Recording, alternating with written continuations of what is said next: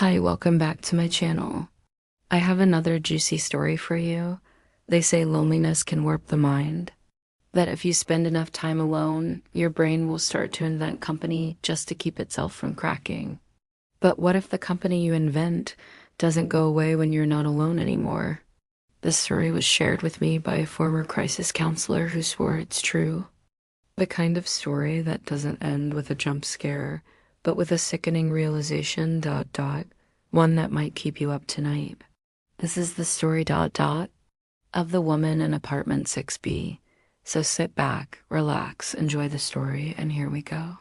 Alex was 26, a former psychology major turned overnight clerk at a low-rent apartment building in Michigan. After a bad breakup and a mental health spiral, he took the night shift because he liked the silence. No people, no judgment. The building was old. Brick walls, flickering fluorescents, and that constant hum of something electrical no one could ever find. Most tenants kept to themselves. Elderly folks, immigrants, a few loners like him. That's when he started getting the nightly calls from 6B, always at 2:13 a.m. on the dot. The woman's voice was soft, strained, but polite. "Hi, there's someone in my apartment. I think they're in the walls." Alex would check the security cameras. Nothing. He'd go up, knock. No answer. Every time the same thing. Lights off, door locked from the inside, total silence. When he asked the landlord about 6B, he just shrugged.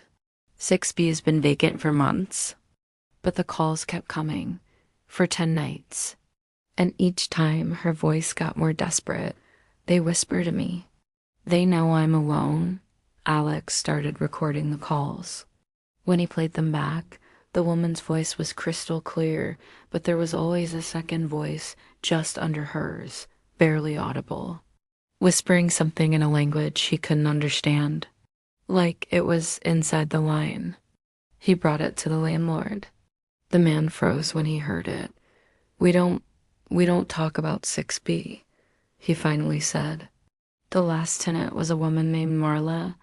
She started calling us about noises in the walls, too. We found her 2 weeks later. Dead. Starved. She'd barricaded herself in. Every wall scratched from the inside. Alex was shaken, but he needed to know.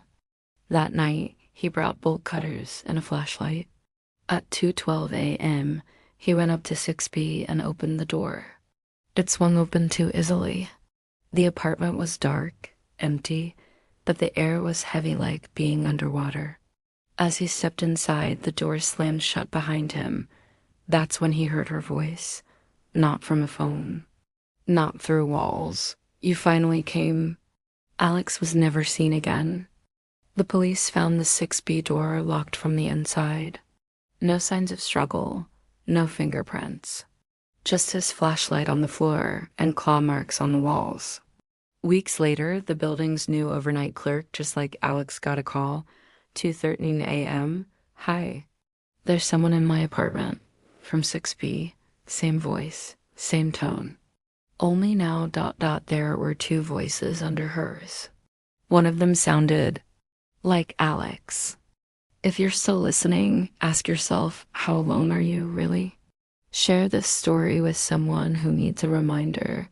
Silence doesn't always mean safety. Hit subscribe and turn on the bell because the next story might be about you.